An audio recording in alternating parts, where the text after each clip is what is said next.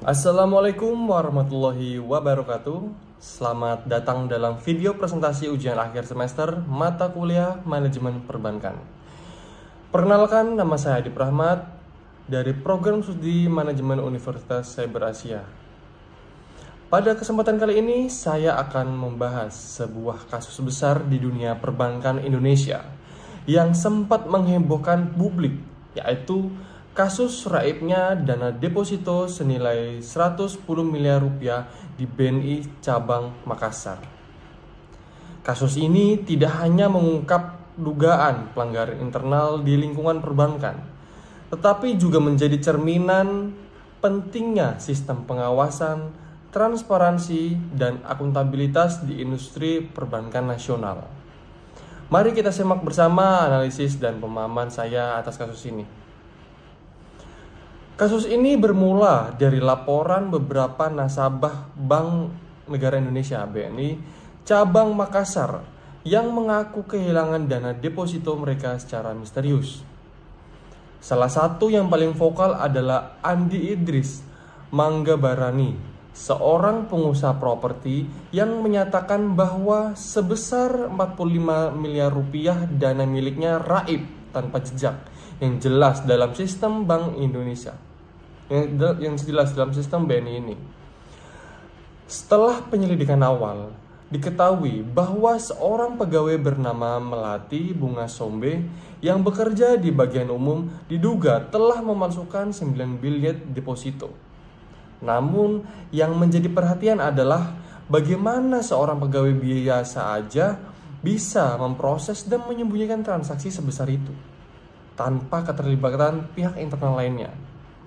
Maka dari itu muncul kecurigaan bahwa adanya mufakat jahat di lingkungan internal bank. Inilah yang akan menjadi dasar penting bagi kita untuk menelusuri lebih jauh dari sisi manajemen perbankan. Berikut beberapa fakta yang perlu kita soroti. Pertama, sebanyak 9 bilet deposito palsu ditemukan. Ini bukan jumlah yang kecil. Yang kedua, bilet tersebut tidak tercatat dalam sistem resmi BNI, menunjukkan kemungkinan adanya bypass prosedur. Ketiga, kasus ini pertama kali dilaporkan ke kepolisian pada 1 April 2021 dan setelah penyelidikan, 3 orang ditetapkan sebagai tersangka, termasuk Melati.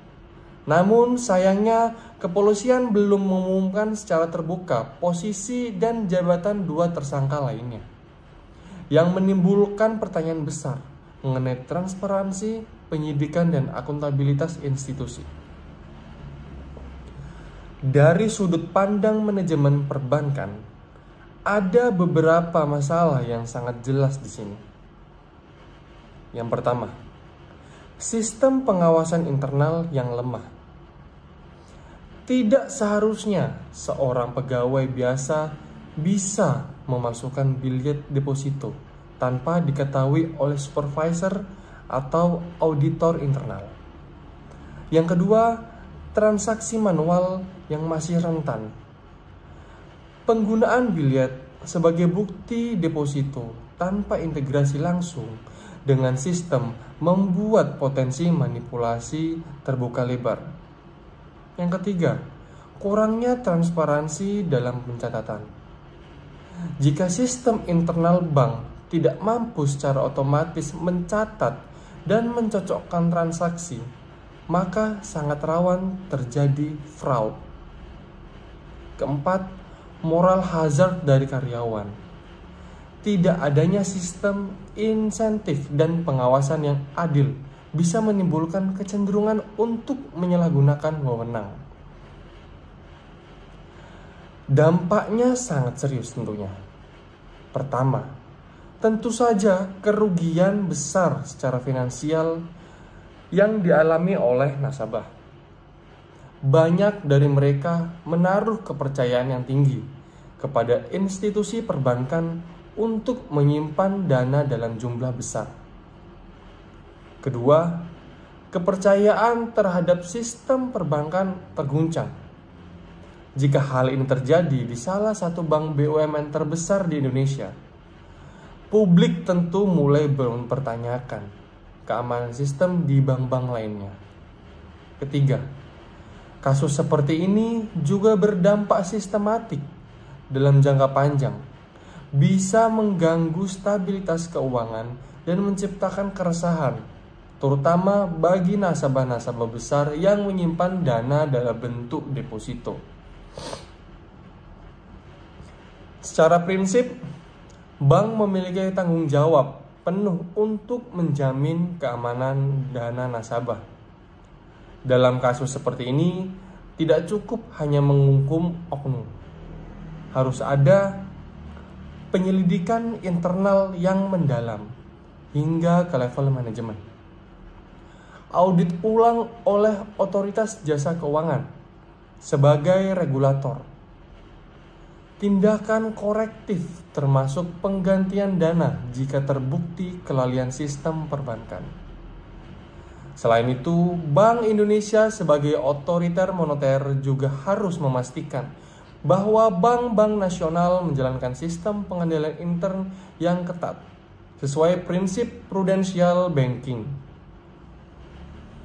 Berdasarkan analisis tadi, saya mengusulkan beberapa solusi strategis,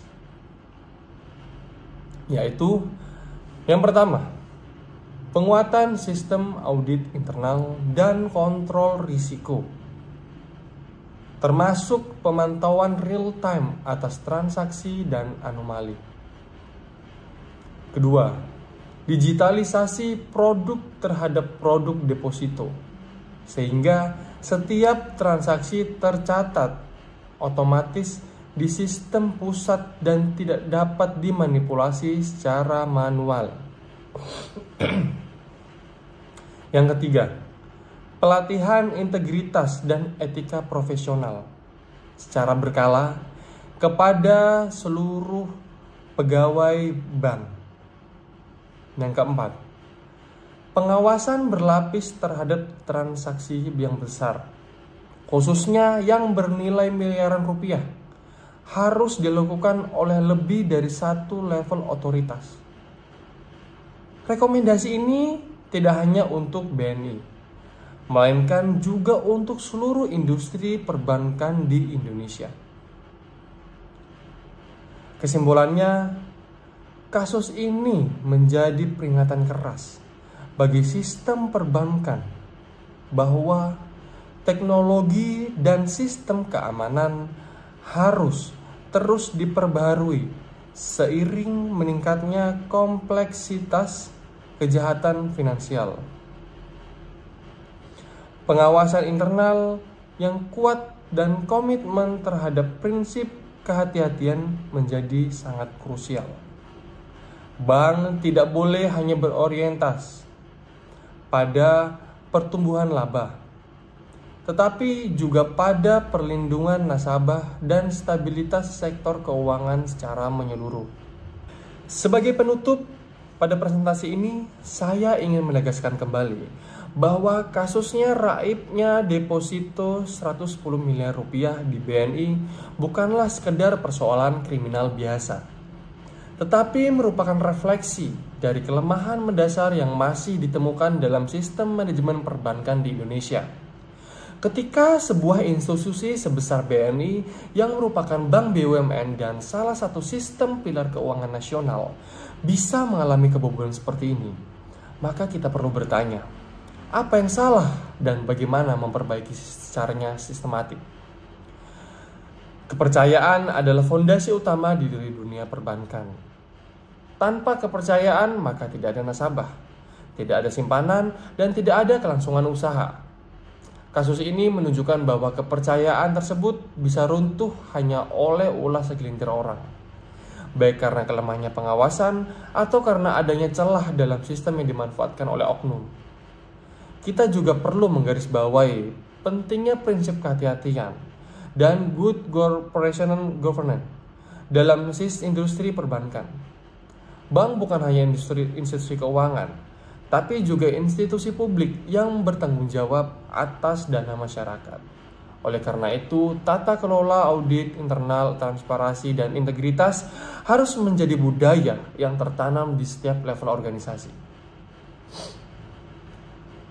Kasus ini juga membawa pelajaran penting bagi kita sebagai mahasiswa, calon profesional, dan calon pemimpin. Kita dituntut untuk tidak hanya memahami teori perbankan, tetapi juga mampu mengkritisi realita, mengajukan solusi, dan menanamkan nilai-nilai etis dalam praktek keuangan.